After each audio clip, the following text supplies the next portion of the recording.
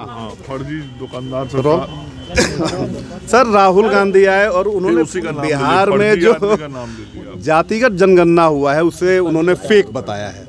तो अपने फर्जी आदमी जिनका नाम आप ले रहे हैं, फर्जी मैं इसलिए कह रहा हूँ कि सारे चीज़ों की तथ्यात्मक जानकारी उनको नहीं रहती है। एक तो पहले उनको ये जानकारी होना चाहिए कि बिहार में जो जातीय जनगणना हुई वह उस वक्त निर्णय लिया गया जब भारतीय जनता पार्टी सरकार में थी और सभी दलों ने समर्थन किया था, उसमें उनकी भी पार्टी थी और भारतीय जनता पार्टी के साथ नीतीश जी के नेतृत्व में चलने वाली एनडीए की सरकार ने जिस जातीय गणना का निर्णय लेकर इस कार्य को शुरू कराया था, उस कैबिनेट में मैं भी था जिस कैबिनेट में इस काम के लिए राशि की स्वीकृति दी गई थी। तो उस काम को शुरू कराया और बाद के दिनों में फर्जी तरीके से लोग सरकार में आ गया था। तो जिस वक्त ये काम चला उस वक्त उनकी पार्टी भी सरकार में शामिल थी। अब उनको स्वयं मालूम नहीं है कि जो यह काम हुआ तो उनकी पार्टी के सरकार में रहते हुआ, तो यदि वो इसको फर्जी कर रहे हैं इसका मतलब उनका पार्टी भी फर्जी है। सर एक और सवाल है, मैं पूरी बात सुन लीजिए। यदि वो इसको फर्जी कह रहे हैं तो इसका मतलब कि उनकी ही पार्टी सरकार में थी, पार्टी भी फर्जी है।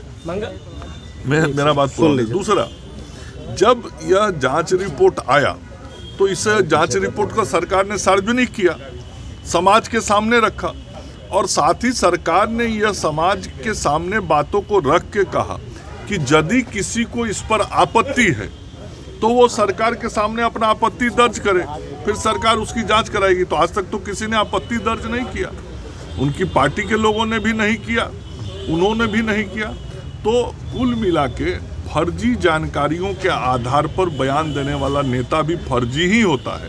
इसलिए राहुल बाबू फर्जी जानकारी के आधार पर फर्जी बयान दे रहे हैं।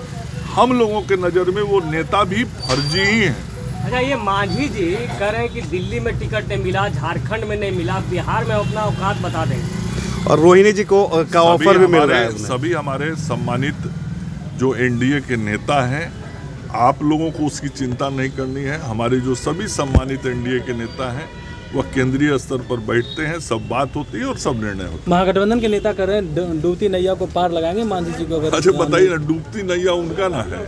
अब ये ना 4 गो सीट पर चुनाव लड़े, लाजो नहीं लगता है सब बतियाने में। 4 सीट पर हार गए तो वो अभी अब कोई बेशर्मी का हद पार करके बात करे तो क्या कहना है। पारस जी वाला हाल करेंगे कह रहे हैं। मैं कह रहा हूँ कि अब इससे बड़ा बेशर्म कौन होगा। अभी 4 सीट में जनता, बिहार का जनता चुनाव हरा दिया, तब वो इस तरह से बात कर रहे हैं, तो अभी तो बेशर्मी की प्रकाष्ठा है।